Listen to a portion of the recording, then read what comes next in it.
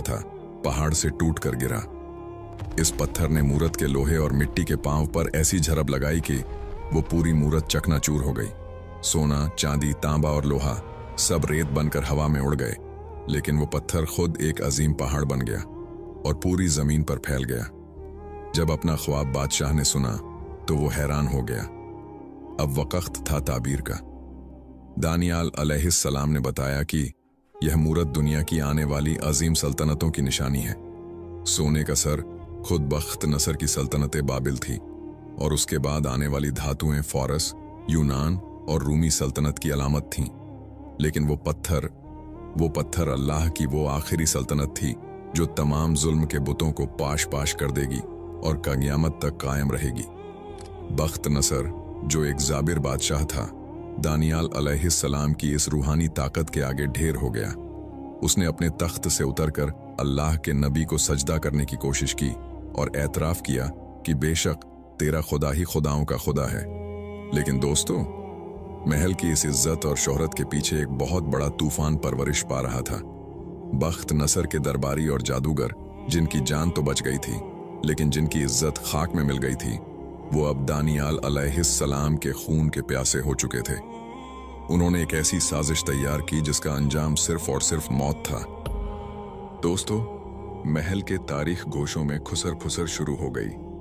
दरबारियों ने बादशाह को दानियाल के खिलाफ उकसाना शुरू कर दिया।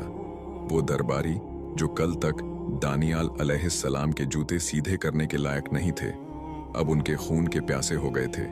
उन्होंने दानियाल अलैहिस्सलाम के सरकारी कामों में कोई खामी ढूंढने की बहुत कोशिश की ताकि बादशाह के सामने उन्हें बदनाम कर सकें।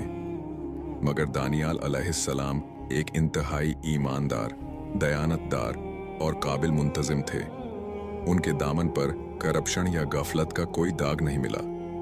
आखिरकार शैतान ने इन साजिशियों को एक रास्ता दिखाया। उन्होंने फैसला किया कि दानियाल अलैहिस्सलाम को सिर्फ एक ही चीज के जरिए फंसाया जा सकता है, उनका ईमान और उनके खुदा से वफादारी। यह साजिशी टोला नए बादशाह, रिवायात के मुताबिक बादशाह दरियुस के पास पहुंचा। उन्होंने झुककर सलाम किया और कहने लगे, ऐ बादशाह, आपकी सल्तनत इतनी अजीम है कि कोई आपके सिवा कोई और इबादत का हक नहीं रखता। हम सब वज़रा ने मिलकर एक कानून तैयार किया है कि अगले 30 दिन तक पूरी सल्तनत में कोई भी शख्स आपके सिवा किसी खुदा या इंसान से कोई दुआ नहीं मांगे। जो इस हुक्म की खिलाफ वर्जी करे उसे इबरत का निशान बना दिया जाए और फौरन भूखे शेरों के कुएं में फेंक दिया जाए। बादशाह अपनी झूठी तारीफ सुनकर तकब्बुर में आ गया और इस साजिश की गहराई को समझे बगैर इस मौत के परवाने पर अपनी शाही मुहर लगा दी। पूरे बाबिल में ढोल बजाकर यह ऐलान कर दी गई। मौत का यह हुक्मनामा दानियाल अलैहिस्सलाम तक भी पहुंचा। वो बगैर किसी खौफ के जब वक्त दुआ आया तो वो मामूल के मुताबिक अपने घर की बालाई मंजिल पर गए।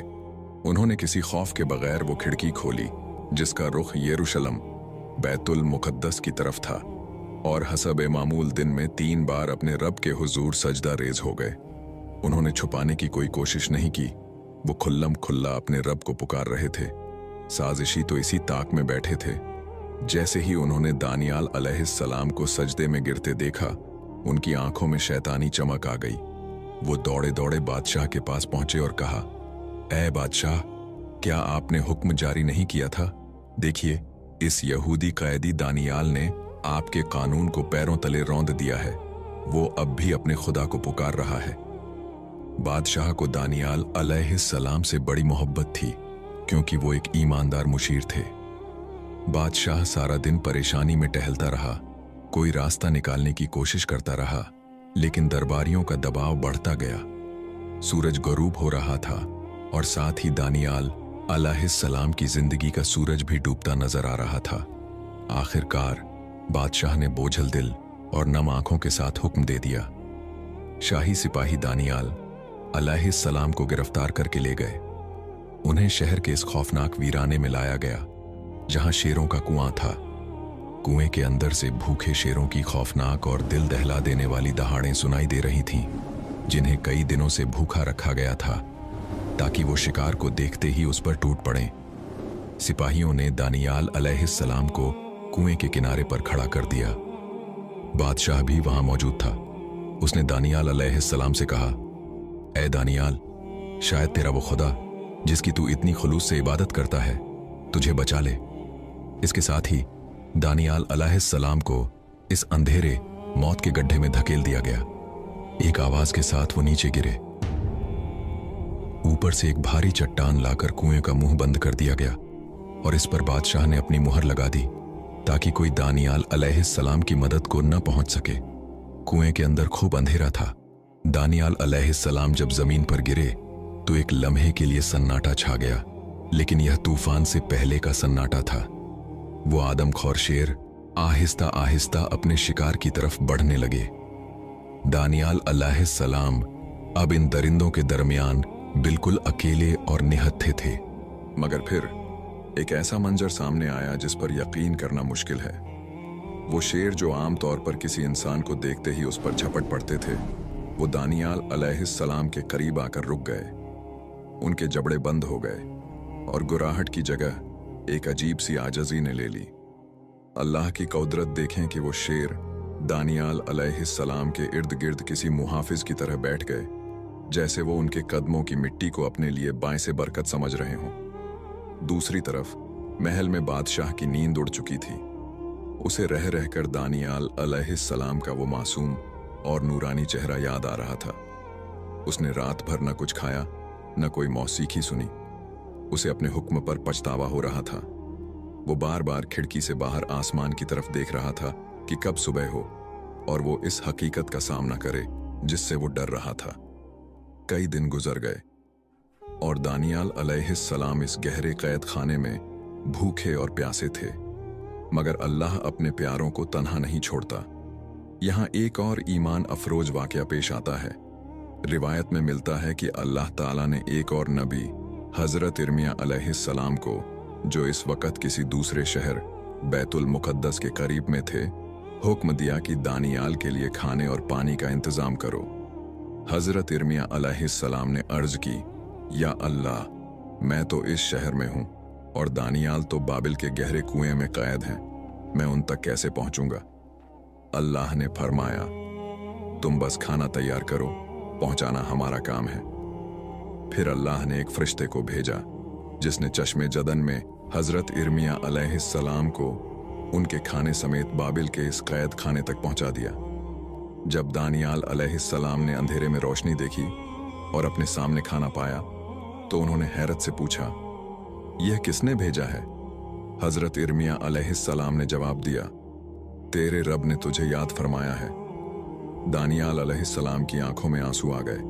उन्होंने कहा, पाक है वो अल्लाह जो उसे कभी नहीं भूलता, जो उसे याद रखता है। बिलाखिर वो सुबह आ ही गई जिसका सबको इंतजार था। बादशाह हाँपता कांपता इस गड्ढे के पास पहुंचा जहां दानियाल अलैहिस्सलाम को फेंका गया था। उसे यकीन था कि अब तक शेरों ने हड्डियां तक चबा ली होंगी।